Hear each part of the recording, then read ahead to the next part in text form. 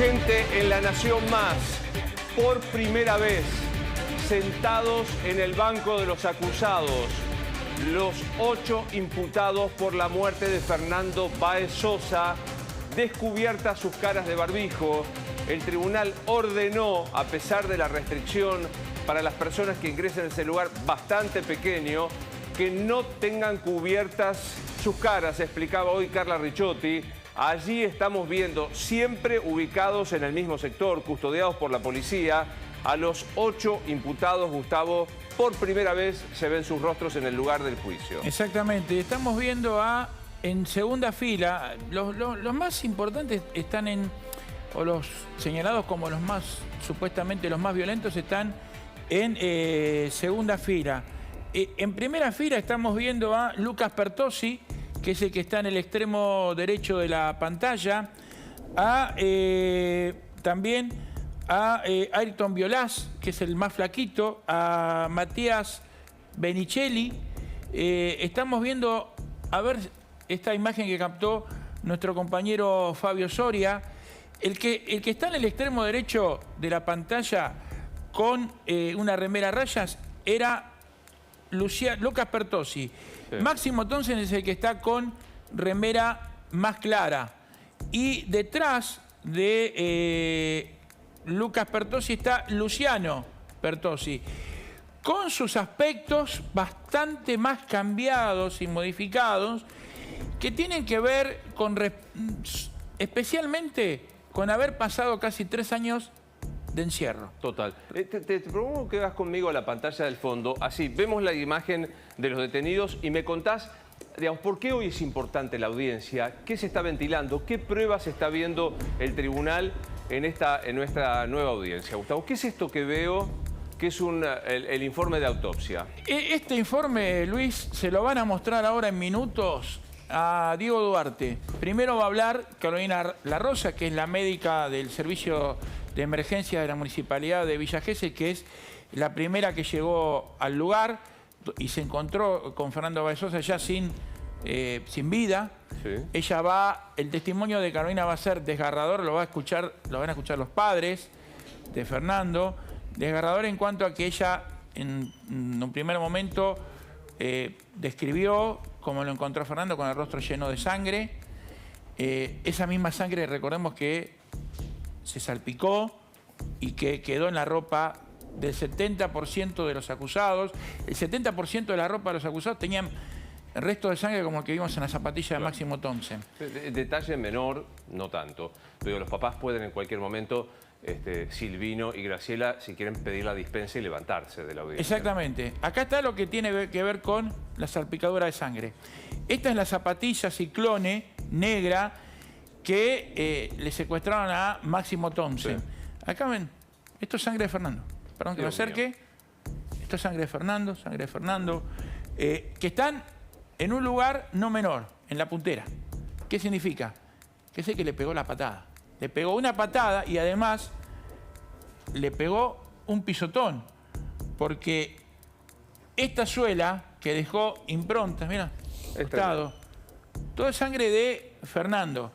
Y la suela quedó marcada, esta suela, hay improntas que ahora vamos a ver cómo el informe de la autopsia habla de una equimosis uniforme encontrada en la base del maxilar y en la parte superior del cuello. Ustedes ven la suela, que estos no son botines, claro, ni son zapatillas de trekking que tengan un agarre, unos tapones o alguna cosa. Pero esto quedó marcado en el rostro de Fernando. Y vamos, si te parece, Luis, a la parte del informe de la autopsia. Este informe se lo van a mostrar en minutos después de que declare Carolina La Rosa. Vamos a ir pasándolo. Este es el referencia para el informe de autopsia. El doctor Diego Rafael Duarte. Lo seguimos pasando. Acá da las consideraciones y la descripción del examen. Miren, cadáver de sexo masculino, desarrollo osteomuscular acorde a la edad y sexo, estado nutricional atlético, tez trigueña, ojos marrones, cabello castaño oscuro. Está haciendo un poco la descripción de la persona a la cual le va a hacer la autopsia. Miren, ya acá empieza con la descripción de las lesiones. Masa encefálica. Y esto es lo que vos decías un poco, Luis. La autopsia fue grabada y él lo van a invitar primero a que al pie de este informe está la firma, si reconoce o no la firma, claro, su firma. Pero además van a mostrar la grabación y él va a describir esto delante de los padres, si es que los padres de Fernando quieren quedarse o no. La primera lesión, hemorragia intraparaquimatosa al corte. Se observa abundante contenido hemático en ventrículos laterales tercer y cuarto ventrículo. A nivel del tronco cerebral se observan abundante contenido hemático y coágulos. Esta ya es una descripción de la lesión que él encuentra ya cuando abre el cuerpo de Fernando. Mucha sangre. Intraparenquimatosa. Al corte se observa abundante contenido hemático. Seguimos. Cerebelo. En el cerebelo había hemorragia también. ¿Ven acá? Cerebelo, hemorragia. Sí. También en ese órgano. Huesos de base de cráneo sin fractura. Sin lesiones la mucosa de labios, ni sin lesiones la mucosa de cavidad bucal. Exactamente, seguimos. No hay fractura, pero hay mucha lesión en el cerebro. En el cerebro y en el cerebelo. Por eso el médico forense describe que Fernando fue víctima, la causa de la muerte fue un shock neurogénico, producido, que a su vez produjo un paro cardíaco traumático. ¿Por qué? Porque nosotros tenemos el cerebro, sí, que es un conjunto de huesos duros que protegen el cráneo, que protege justamente el cerebro. Los órganos. Exactamente. Lo que hubo fue un sacudón dentro del cráneo, no hubo fractura, pero ese sacudón dentro del cráneo produjo un shock neurogénico donde el cerebro y el cerebelo dejan de mandarle órdenes al corazón y se produce justamente... seguimos con... Dame un instante mientras seguimos, porque quiero preguntarle a Carla qué está pasando, a Carla Ricciotti, qué está pasando en este momento allí en el juzgado. Carla, ¿qué sucede en el lugar? Luis, bueno, está por terminar de declarar la doctora, la médica que venía en la ambulancia de La Rosa, la que mencionaba recién Gustavo allí en el piso. Tengo que chequear cuál es la declaración, si coincide con lo que dijo en la primera instrucción, con lo que está allí en los papeles, ¿no es cierto?, con lo que le han leído también, porque después de ahí se agarra, obviamente, el abogado defensor, ¿no?, Hugo Tomei, que hoy no quiso hacer declaraciones cuando ingresó, pero que aprovecha todas para decir, a ver, si sobre todo para tratar de desviar el tema hacia cuáles fueron las causales de la muerte de Fernando. Pero hoy mismo decía burlando, ustedes lo escuchaban más temprano, ¿no?, después de estas patadas en la cabeza y lo que dice la autopsia de esta hemorragia intracraneal, que presentaba en la autopsia Fernando. Todo lo demás es para sumar nada más. La muerte se produce por eso, evidentemente. Ya no había más nada que hacer. Si tenía fracturas o no, por una supuesta reanimación mal hecha, que es lo que viene planteando también Tomei. Bueno, esto ya no tenía significancia en cuál era el estado de Fernando en ese momento. Le preguntamos, están burlando, a ver si los padres iban a presenciar toda esta audiencia, porque es una audiencia muy cruda, ¿no?, con imágenes, con fotos, realmente, que ellos obviamente están enterados de lo que le pasó a su hijo y lo vieron en ese primer momento allí en la camilla de la morgue, todavía donde le brotaba sangre, ¿no?, porque aún muerto le seguía brotando sangre de la cabeza a Fernando, de tantos golpes que tenía, de esta hemorragia interna que tenía dentro de la cabeza. Y hoy hablábamos con el fiscal más temprano cuando llegó, que si bien nunca es de hacer demasiadas, de dar demasiado detalle con respecto a sus apreciaciones, él prefiere escuchar primero si se condicen las declaraciones aquí en la audiencia con lo que está plasmado en la instrucción y después hacer un balance de los testimonios. Si les parece, lo compartimos. Claro. Y hoy hay 5 médicos que van a declarar al respecto de qué es lo que ocurrió en cuanto a la causa de la muerte. Uno es el autopsiante y después hay médicos que hablan sobre otras cuestiones. ¿Se puede saber qué le causó la muerte prácticamente? Lo va a exponer el perito. Que yo lo haga ahora es como si declarase yo en los alegatos posteriores. Por eso yo quiero ser, en esto claro, declarar el testigo, después hacemos un balance en los alegatos. pero lo va a exponer él detalladamente qué es lo que pasó, qué lo observó y cuáles son las causales. ¿Cuál es la causa de la muerte? Lo va a aclarar los peritos detalladamente. Mil disculpas, pero al respecto... ¿Doctor, van a detallar las lesiones que tienen los golpes? Y van a declarar a su vez los médicos que registraron a los distintos imputados. Ahí lo escuchábamos, ¿no? Que decía, bueno, ya se va a aclarar, lo van a aclarar en la audiencia, los peritos que vayan desfilando a lo largo del día con su testimonio en esta primera jornada de la segunda semana de este juicio. Luis, vos me decís si tienen las imágenes que tomó nuestro camarógrafo Fabio Soria allí adentro, donde se los puede ver a los detenidos ya con la cara limpia y los podemos ir mencionando uno por uno detalladamente cuáles son, porque todos los días tienen la misma ubicación, tienen la misma ubicación de la semana pasada, los 5 días de la misma audiencia. Si después los quieren ir nombrando uno por uno, los vamos mencionando para que los conozcamos cómo están ahora fisionómicamente, sin barbijo, ya después de las últimas fotos que habíamos visto, ¿no? Después de 3 años, de las fotos que habían subido a las redes, las que se fueron difundiendo a lo largo de todo este tiempo. Gracias, Carla. Ya vamos a volver, por supuesto, con línea abierta. Mientras estamos viendo estas imágenes que son impactantes, Ahí... Se ve el rostro por primera vez de los 8 imputados. Ahí vemos justamente a Máximo Thompson, ese que está de remera celeste. Al lado, o en primer plano, el más chiquito, es Matías Benicelli. Atrás, de remera blanca, está Luciano Pertossi. Adelante, Lucas Pertossi. El que vemos en primera línea es justamente Blas Sinali. Y Ayrton Violás es el que aparece al lado de Máximo Thompson. Después Carla nos va a ir refiriendo, porque ellos están siempre, como bien marcaba, en la misma ubicación, pero ustedes los ven acá ya sin barbijo, con la misma expresión que tuvieron al principio de la audiencia, ¿no? Una falta total de empatía. Y acá lo que quiero remarcar, Luis, es justamente la ausencia de un lenguaje corporal, de gestos, de gestualidad. Nada. Yo creo que no es casual, me parece que está indicado. Están coachados por la defensa. Quiero sumarlo, Gustavo, al perito médico forense y presidente de la Asociación de Forense, que es el doctor Mario Viñolo. Doctor Viñolo, soy Luis Novarecio. Buen día, Nación. ¿Cómo le va? ¿Qué tal, Luis? ¿Qué tal, Gustavo? ¿Cómo está? Bien, gracias. Siempre lo agarramos en el auto, doctor Viñolo. Gracias. Pero ahora me agarran en Panamá. Ah, está en Panamá.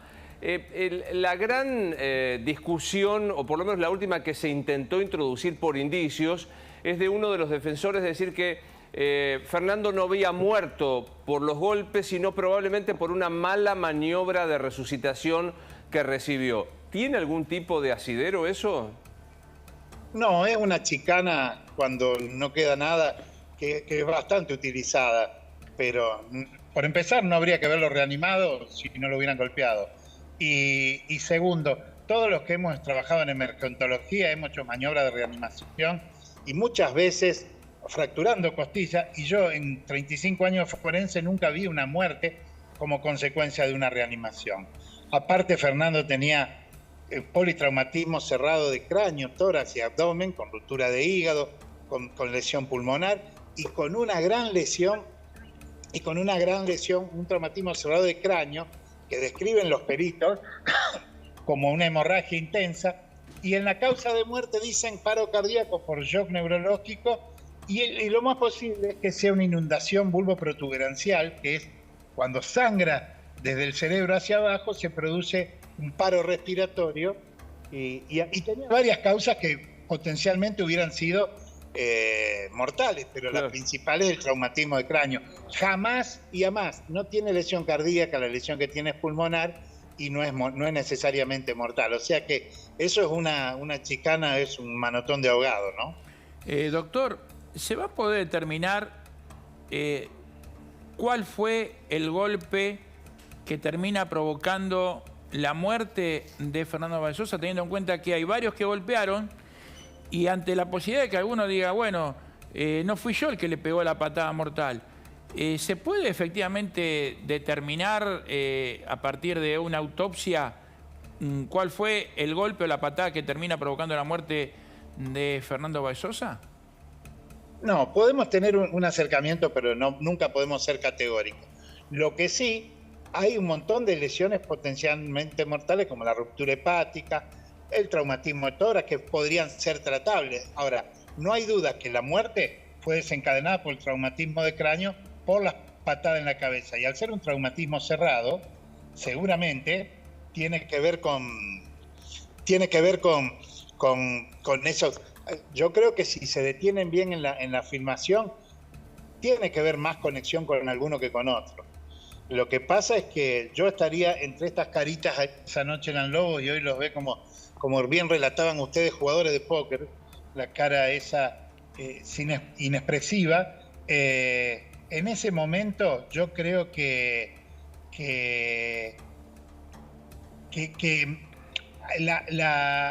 hay gente que estuvo mucho más comprometida que otros y este pacto es inexplicable. Como es inexplicable, lo he escuchado varias veces, que tengan un solo abogado, porque yo creo que la vida y la libertad son los dos valores principales y en este caso se está poniendo en juego la libertad de gente que tiene más o menos implicancia, ¿no? Pero sin lugar a dudas, las patadas, y hay una zapatilla negra. A eso le iba a preguntar. ¿Usted alguna vez vio, porque veo la zapatilla negra no tiene una suela como la de los botines o la zapatilla de trekking, ¿usted alguna vez vio que en un rostro se encuentren moretones, o sea, la marca de una zapatilla que no tiene mucho agarre esa suela, no tiene tapones, insisto, no es la suela de una zapatilla que necesite agarre como la de trekking?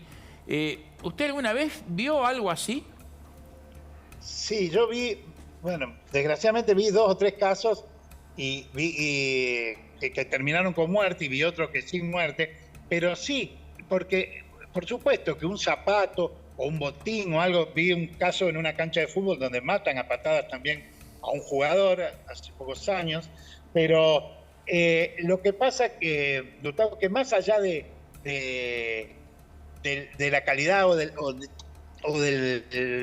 de la consistencia de la zapatilla, la energía cinética que eso emana, por la patada, por la agresividad del puntapié, entonces causa más daño la energía cinética que el propio contacto de la zapatilla, que lo único que hace es marcar. Ahora, si la zapatilla está sucia de sangre y el traumatismo es cerrado de cráneo, esto nos está hablando del impacto de las patadas, para que esto, que pueden ser con la punta o puede ser con la suela, pero el impacto, porque esto ha provocado otorragia y rinorragia, o sea, la zapatilla se ensangrentó porque sangraban los oídos y la boca, si no, no tendría por qué haber sangrado si el traumatismo era cerrado.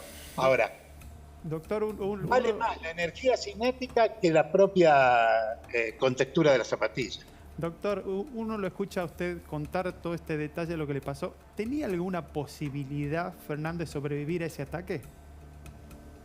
No, o sea, depende de los... Acá no depende del accionar ni de la intencionalidad, pero tantos puntapiés, tantas patadas, tantos golpes contra el suelo, sin lugar a dudas, no sé si había intencionalidad o había pérdida de control o qué, pero no había posibilidades, porque una vez provocada la hemorragia intracerebral, hay un sangrado, el tronco encefálico que sigue hacia abajo por la columna. Luego del cerebro está el bulbo y la protuberancia, y son el centro de la respiración y de la temperatura. Una vez que se inunda esa, yo en los cientos de casos que tengo de traumatismo de cráneo con muerte instantánea, porque a veces hay un traumatismo que produce ¿cómo se llama? Una hemorragia interna o produce un hematoma, que muchas veces son pasibles de operar. Al estar sangrando continuamente produce la muerte súbita por la inundación bulboprotuberancial y un paro respiratorio automático. Por eso la muerte es instantánea, por más reanimación que se haya intentado hacer. Porque se hace una reanimación cardiopulmonar, pero si tenemos un paro respiratorio de nivel central, que se llama, es imposible revertirlo. Doctor, gracias por atendernos. No, gracias a ustedes y bueno, esperemos que se haga justicia porque estas cosas no deben ocurrir nunca. No, claro que no, por supuesto que no. Gracias, doctor Viñolo, como siempre. Contame exactamente, entonces, se le va a reproducir el informe y el video de autopsia al tribunal, ¿no? Exactamente. El informe de autopsia que teníamos nosotros se lo van a mostrar y va a decir, este informe fue elaborado por usted, reconoce la firma que figura al pie de las conclusiones médico-legales. Seguramente Diego Rafael Duarte va a responder afirmativamente. Van a mostrar la grabación que se hizo de la autopsia y él va a explicar justamente todas las consideraciones y lo que marcó, ampliando un poco la declaración en el informe que tiene 4 páginas, Claro. 4 o 5 páginas tiene el informe de la autopsia. Y ahí seguramente le van a preguntar si este mismo interrogante nosotros le planteamos al doctor Viñolo. ¿Se puede identificar cuál de los golpes fue el mortal? Y él va a decir que no, porque es imposible. No, por ahí va a haber, en ese caso, coautorías, ¿no? Acá lo importante, esto lo vamos a hablar después durante el programa, Sí. Luis, es, ¿le van a dar a todos la misma pena? ¿Son todos responsables en igual forma de la muerte, de haberle provocado la muerte a Fernando Vargas Llosa? Yo tengo miedo que no lleguemos al final del juicio. Epa. ¿Por qué? ¿Qué pasa si uno de los acusados, de los 8, dice, yo no pegué, a mí no me reconocieron, no hay manchas de sangre en mi ropa?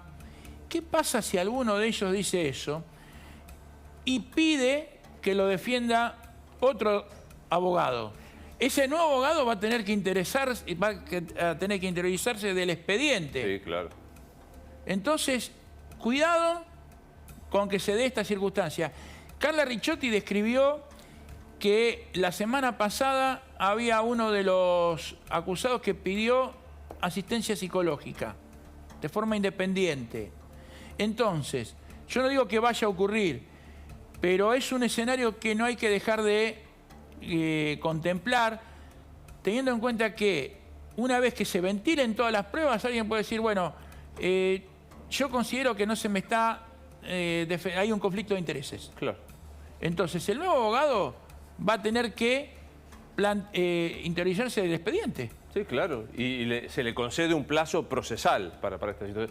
No deja de ser muy impactante a esto mirar las imágenes que estamos viendo, Gustavo. Ahí está Thompson. Ahí está. Ese de remera celeste. El de remera celeste. Es Thompson. Más, El nivel actuado, me atrevo a decir, de no gesto. Porque la verdad que no hay ni siquiera un parpadeo de ojos en ese rato que se permitió las cámaras. Hay una cosa, digamos, que me da la impresión, vos lo decías, el abogado los ha caucheado, les ha dicho nada, ni un solo gesto. O capaz que ni siquiera el abogado, son ellos mismos. Yo creo que ellos mismos también pueden estar respondiendo al mensaje del líder, que en este caso es Máximo Thompson, porque el líder es el que está, su familia es el que está pagando la defensa, en gran parte. El líder es el que supuestamente ejerció más violencia. Claro. El líder era el que supuestamente porque los 8 acá actuaron de forma abroquelada. No nos olvidemos esa imagen que describió una mujer policía, Evelyn Merlo, al ver las cámaras de seguridad del domo de la Municipalidad de Villa Gesell, y que habla de 8, no de 10, de 8 personas que van y atacan y empiezan a golpear a otra persona que estaba en el piso. Los golpes duraron durante 60 segundos y después esos mismos 8 se van juntos, pero en un momento 2 vuelven sobre sus pasos, miran lo que habían hecho y se dan un abrazo. Total. Bueno, en un rato más vamos a agregar más data de lo que está contando Carla Ricciotti en el tribunal, Gustavo Carvajal aquí y expertos sobre esta cuestión.